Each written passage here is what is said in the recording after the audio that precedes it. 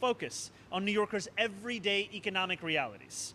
And I will ask her, as well as Deputy Mayor Bozark, to lead with a compassion that too few working people expect from their leaders, a creativity that too few New Yorkers expect from public service, and a boldness that is too rare.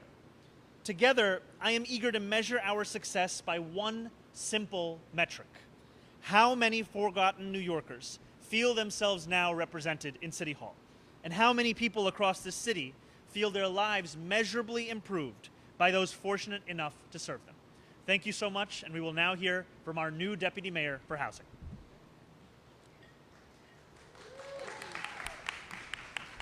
Thank you, Mayor-elect. Good morning. I'm incredibly honored to have the opportunity to continue to serve the people of New York in this new role, and to join an administration with a remarkable clarity of purpose. Like so many New Yorkers, I watched over the past year as Mayor-elect Mamdani shared his vision for a more equitable, affordable New York. And like so many New Yorkers, his message really spoke to me, and it spoke directly to the work I care so deeply about and have been doing for 2 decades. When New Yorkers hear the word affordability, I know it means something different to each person. For some, it speaks to high medical bills. For others, grocery costs. And for many young families, it's a reminder of the exorbitant cost of childcare. And yet, I know that for so many, the cost of housing is the #1 issue that comes to mind. When you can't afford a home, so many of our neighbors cannot, you can't fathom a life of dignity and security. Everything depends on stable housing. For the last 20 years, I have dedicated my career to rewriting that equation, to expanding our supply of mixed income, affordable, and public housing, building and preserving housing, affordable housing across our city, and standing up for affordable housing tenants. Every day that I have gone to work, whether it was at the Department of Housing and Urban Development under President Obama, the city's Department of Housing Preservation and Development, or more recently as the Executive Director for Housing in City Hall, I've been driven by a singular mission of making housing something that improves people's lives rather than something that causes them anguish and distress. We face immense challenges before us, but every challenge is an opportunity. There are hundreds of thousands of homes that we can be building. Look no further than the site we're in today. It's proof. We can turn city-owned sites into deeply affordable housing. We can get creative and innovative. This site is ready for massive infrastructure and housing investments, and we're going to turn it into homes for hundreds of New Yorkers with various needs, for seniors, those ready for home ownership, those coming out of the shelters, and those with low and extremely low incomes. I, like our mayor-elect, relish the chance to prove that we can do much more of this, and that what so many deem impossible is indeed very possible. In Mayor-elect Mamdani, I see a bold leader with a comprehensive vision to transform the landscape of housing across New York that we need to deliver to truly achieve truly lasting and meaningful change. I'm humbled by the trust you've put in me to assume this role and to fulfill its awesome responsibilities, and I look forward to continuing to serve the city that I love and the millions who call it home. Finally, I'm proud to join a team that leads with drive and determination and works tirelessly to include every New Yorker in this equation and everyone who deserves dignity and power, including my new colleague, Julie. Because people's ability to find and keep housing has much more to do than with just the housing. It's also about their ability to find and keep good jobs and dignified work so that they can pay their rent and mortgages. I'm grateful to every person that has helped me get to this point. I want to mention a couple mentors: Maria Torres Springer, Alicia Glenn, Vicky Bean, Eric Enderlin. I want to thank my parents who were not able to be here today, but whose personal sacrifices in coming to this country 44 years ago gave me and my siblings a chance to be who we are and to live out our own dreams. And I want to thank my wife, Molly, who supports me in my ability to show up as the best version of myself every day. Most of all, I want to thank the people of New York for placing their trust in me. I will get to work, and I will work to fulfill that trust every single day. Thank you.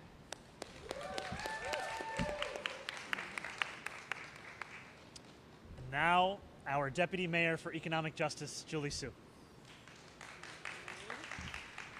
Thank you so much, Mayor-elect, for this extraordinary honor and for the opportunity to serve. The very creation of this role, a Deputy Mayor for Economic Justice, speaks volumes about this administration's vision, innovation, and priorities. It reflects a clear understanding that economic justice, not just economic growth or economic strength, but justice matters. And it is not a side issue, but a core responsibility of city government. And this focus could not come at a more critical moment.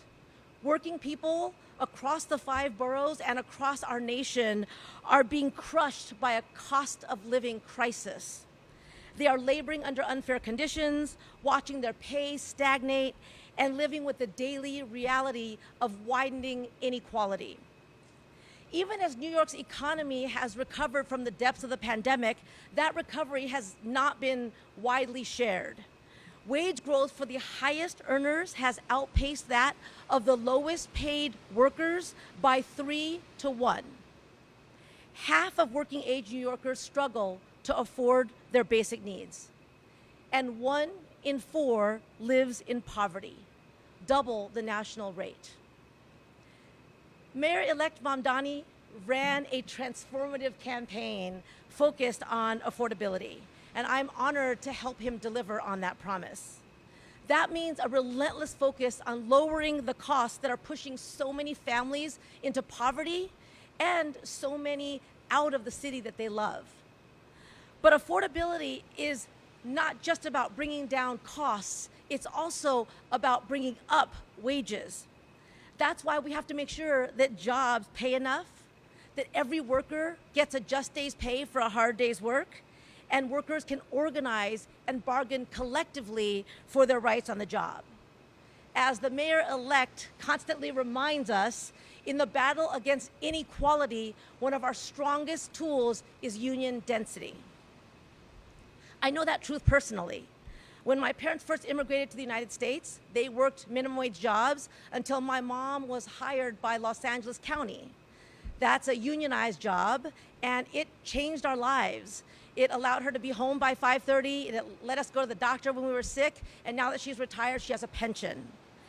And it brought stability, dignity, and the breathing room to dream. So it made the American dream more tangible for my family, and it put me on a path to law school. The power of a good job and the responsibility of government to guarantee basic standards of dignity and respect has guided my entire career. It drove my work as I fought for corporate accountability against those who exploited workers, and it shaped my tenure as California Labor Commissioner when we took on wage theft and stood up for immigrant workers.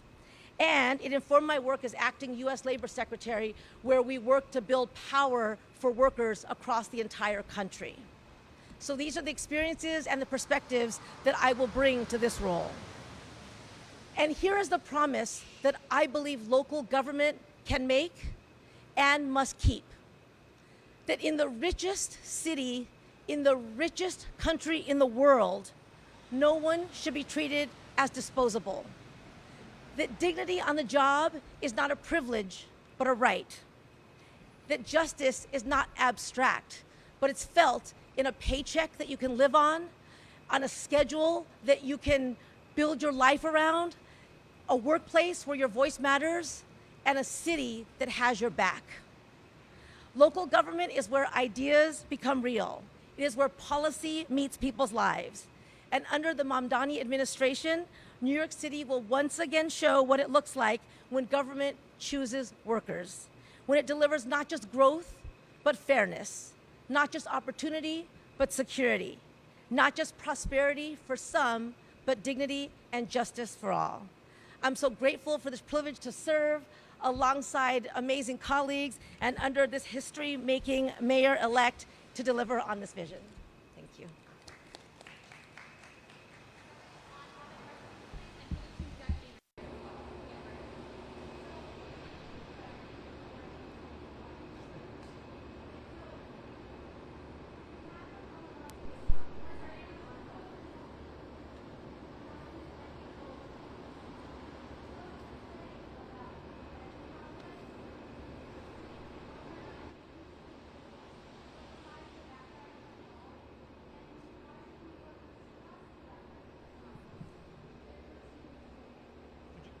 you say the second half of that one more time?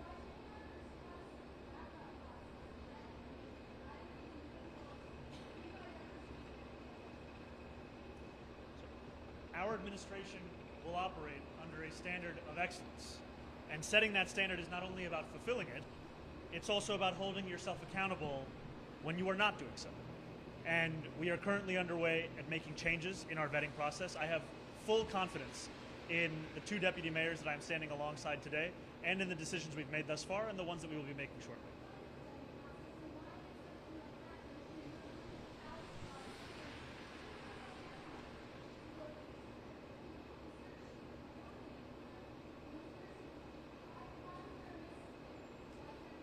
There are clear changes that need to be made, and that's exactly what we're doing right now.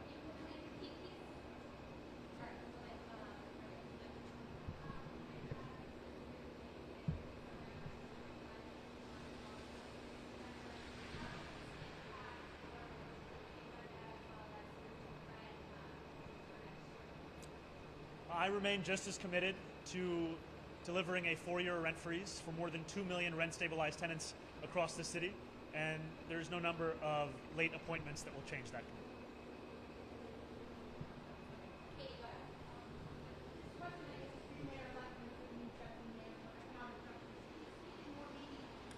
Sorry, Katie, if you could go even louder if it's possible. Yeah. For the general public, Thank you. terms, how do you describe the day-to-day of the deputy mayor for economic justice? Will be going over policies and agencies? Will there be a particular focus you're looking at, whether it's housing or wages? Do you want to explain a little bit about how you envision that job? Absolutely. Thank you. This is a job whose portfolio will bring together a number of agencies where workers' rights are to be protected, but so often are not. We're speaking about the Department of Consumer and Worker Protection. We're speaking about the Taxi and Limousine Commission. We're speaking about the Department of Cultural Affairs, right? We're speaking across the board, and I'll give you one example. Just the other day, the City Council passed legislation that would protect for-hire drivers from the threat of unfair deactivation. To actually fulfill that legislation will require a DCWP that is committed to doing the enforcement work and a deputy mayor for economic justice that actually brings that to the finish line. That's one example of what our deputy mayor will be focusing on. Sure, and just to pick up on what the mayor-elect just said, laws are only as good as their enforcement, right? Otherwise, they're words on paper. And so part of the job will be to breathe life into the protections that workers enjoy out of respect to the city council who's passed them, but also to fulfill the vision of this mayor-elect. But also, I think the bringing together these issues demonstrates that in order to deliver real economic justice, especially for those who've been left behind in the past, we have to think about it as a more holistic approach. We have to infuse it into everything that we do in government. And I think the other thing I'll say is that, you know, because the cultural affairs work is also now under this, to me this is about recognizing that for working people in this city, they shouldn't just be able to afford the basics. They should get to enjoy the things that make New York beautiful and lovely and fun. And so we're going to be working on looking at economic justice very broadly as a quality of life issue for New Yorkers. You also look at some city policies. I'm thinking immediately of the big disparity between EMS and the fire department. Your union has been pushing for higher pay. If you look at it in that in terms of economic justice. It's going to be a focus external and internal. And I think just one thing before we get to Jeff is that I think the World Cup is also an example of this. The World Cup czar will be reporting to the deputy mayor for economic justice. That speaks to a vision of an event that could otherwise simply be considered a sporting event or a tourism event, but also an event that will ensure it is deeply connected to the lives of working people across the city. Thank you.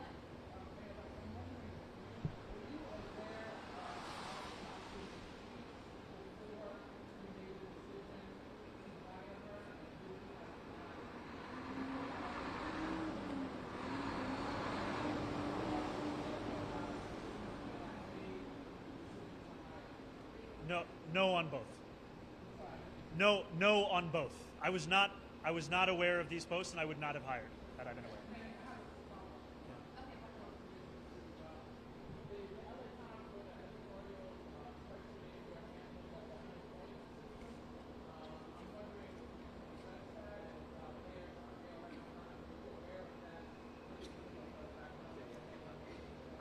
I can say that in looking at our deputy mayor's record and in looking at how she stood up for workers across the country, it is a moment of incredible excitement for myself and for the entire team to have her in leading this work.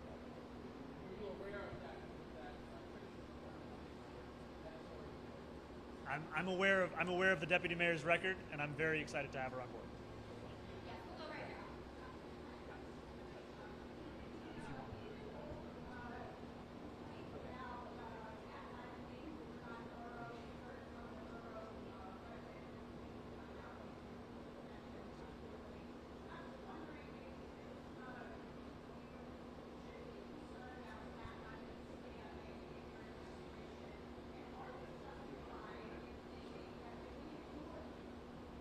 You know, I understand why many Staten Islanders would be concerned about that given their experience under a number of different mayoral administrations. And I look to Staten Island as not an obligation, but an opportunity. Staten Island is the borough with the highest amount of union density in all of New York City. It is the borough where, for many New Yorkers, it is the only place they can even conceive of becoming a homeowner. And it is also a borough where too often it feels that the further away you are geographically from City Hall, the less that you were thought about. And when I've spoken about the necessity of taking on property tax reform, when I've spoken about the necessity of making buses fast and free, I am also thinking specifically about Staten Island. And we had a 12-hour listening session just last weekend at the Museum of the Moving Image in Astoria. There were a number of Staten Islanders who spent 2.5 hours just to come to that museum. And one of them shared with me that when we had made the S46 free through our Fare Free bus pilot, that it transformed her life and her ability to see those that she loved and her ability to explore the borough that she called home, and how she wants to see that kind of a commitment borne out in every single bus line that she could be taking. And I really do appreciate Staten Islanders, not least because my Director of Office of Management and Budget, Sharif Suleiman, has spent more than 25 years living here on Staten Island after having moved here from Pomanak houses in Queens. Sir, I don't want to get into the vetting process. I'd like to ask you a broader question about the Jewish community. During the campaign, when asked whether you would protect the Jewish community, you said that you would protect the Jewish community as you would every community in the city. This week, in response to the massacre in Australia, there was no similar equivocation. You came right out and said, when I am mayor, I will work every day to keep Jewish New Yorkers safe on our streets, our subways, at shul, every moment of every day. I'm wondering if your position on this has evolved, perhaps because maybe half the crimes, hate crimes in New York, are committed against Jewish New Yorkers. Has your position on this evolved?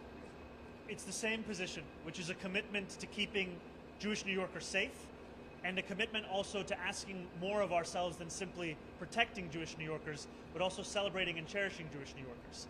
And I know that, for example, when we speak of the horrific anti-Semitic terror attack in Australia, this is something that many New Yorkers are intimately tied to. I spoke to a New Yorker just a few days ago who told me of 2 of his family members who were killed in that. And the deep ties, the deep connection, and a real sense of fear that many Jewish New Yorkers have is one that city government needs to address head on, and that is what we will do when we lead the city. And that's what I've also been thankful for, is being in constant communication with Commissioner Tisch about the steps that we are taking in the immediate and the medium and long term to ensure that we deliver that safety. And I know that I share these words during the holiday of Hanukkah, a holiday that celebrates light, joy, the enduring power of resilience.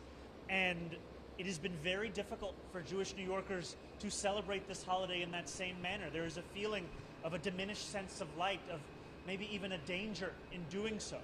And what I have found inspiration in is the story of the Maccabees themselves, and the importance of understanding that impossibility is something that you can in fact confront, you can in fact tackle. And my hope is that in leading this city, that it will be a city where Jewish New Yorkers are not only safe to leave their homes and go to work and to spend their lives as they would like to, but also in celebrating their own faith and in lighting their menorah and in knowing that this is a city that cherishes them and their being a part of it. How's it going? Doing well. This housing development is mandated to work since the de Blasio administration is leaving. Do any of you have a sense of when Staten Island or New Yorkers could actually expect housing here? And how do you hope to streamline projects like this in your administration? You know, I will ask my deputy mayor for housing of many things, but I will also be fair and ask her of those things from January 1st when she continues to do this work, but in a new position. I will tell you, however, that the concern that many New Yorkers have, whether about the timeline of this project or frankly the timeline of work across city government, is one that is of deep importance to me.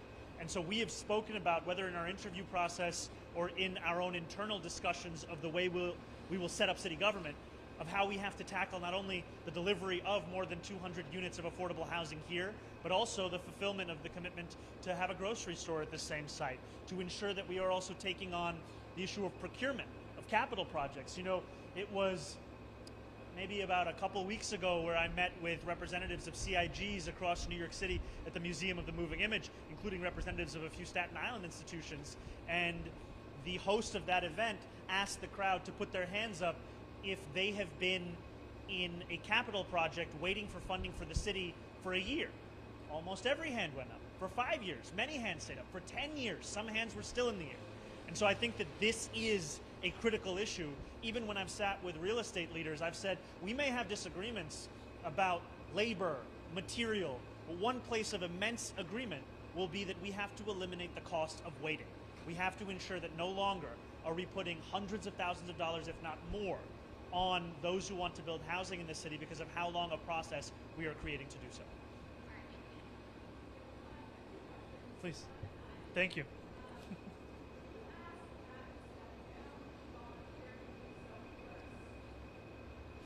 So I made clear that these comments were reprehensible.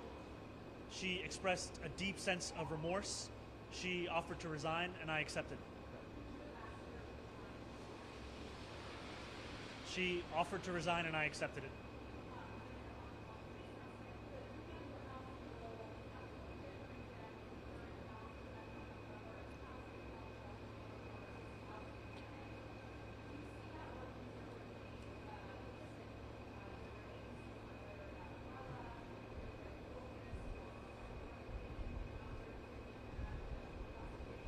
I think the difference is exactly as you say. It will be a difference in portfolio, also a difference in focus.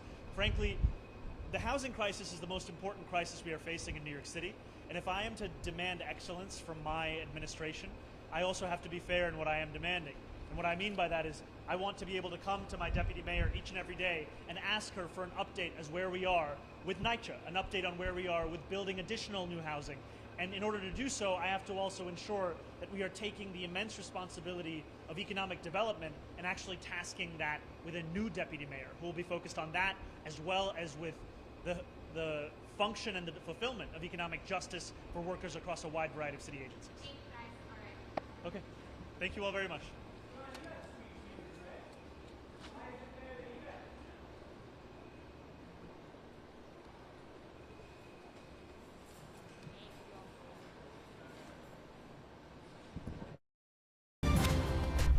This has been breaking news.